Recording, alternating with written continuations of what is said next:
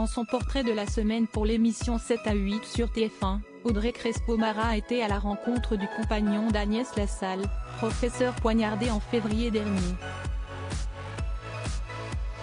Les yeux brillants, il est revenu sur cette scène inoubliable lors des obsèques de celle qui était tout pour lui. Ce sont des images qui ont profondément marqué la France entière au début du mois de mars 2023. Lors des obsèques d'Agnès Lassalle, enseignante de 53 ans poignardée à mort dans sa classe par l'un de ses élèves le 22 février dernier à Saint-Jean-de-Luz, son compagnon Stéphane Voirin avait entamé des pas de danse, seul, sur un air populaire interprété par Nat King Cole, vite rejoint par plusieurs duos de danseurs. La journaliste Audrey Crespo-Mara est allée à sa rencontre pour 7 à 8, une séquence qui fait ressurgir l'émotion de cet hommage à nul autre pareil. Pour la première fois, Stéphane Voirin, le mari d'Agnès Lassalle, professeur poignardé par l'un de ses élèves, prend la parole face caméra, lit-on sur le compte Instagram de 7 à 8.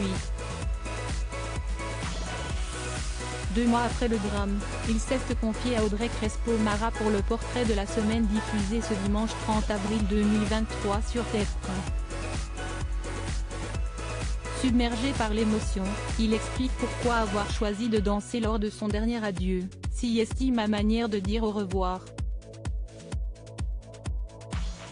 Pardonnez-moi. Nous nous sommes rencontrés lors d'une soirée de danse, je la revois encore, 13 ans avant. Et ça Siesti finit par cette danse. Cette musique est particulière. Agnès était ma complice, ma compagne, mon amie, c'était tout à la fois. Je voulais lui dire je t'aime, je voulais lui dire au revoir. Je voulais danser avec elle. Bien sûr que j'étais avec elle.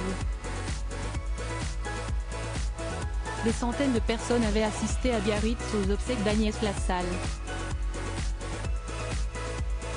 Dans l'église Sainte-Eugénie comme sur son parvis, à l'extérieur, famille, proches et simples soutiens étaient là pour rendre hommage à Agnès, si violemment et soudainement ravie, selon les mots de Monseigneur Marc Hayet, évêque de Bayonne célébrant la messe. Le cercueil de cette professeure d'espagnol, salariée du collège-lycée privé catholique Saint-Thomas d'Aquin depuis 1997 et passionnée de danse, était entré dans l'église Biarrot, face à l'océan, sur un air espagnol de guitare classique, Recuerdos de la Alhambra. Au micro, l'une de ses sœurs a remercié les collègues qui ont tenté l'impossible, les élèves pour leurs attentions et leur courage, après la mort de l'enseignante. Un couteau en pleine poitrine, en plein cours. Le drame s'était produit le mercredi 22 février, un peu avant 10h, un élève de seconde avait frappé Agnès Lassalle en pleine poitrine avec un couteau de cuisine à la lame de 18 cm. Les secours n'ont pas pu la sauver. L'adolescent de 16 ans a été mis en examen pour assassinat et placé en détention provisoire. En garde à vue, l'élève a mis en avant une petite voix qui lui parle, selon le procureur de la République de Bayonne Jérôme Bourrier. Son avocat Thierry Sagardois a estimé que l'adolescent devait être examiné par des psychiatres afin de déterminer si son discernement était entier ou au contraire aboli, ou éventuellement altéré au moment des faits.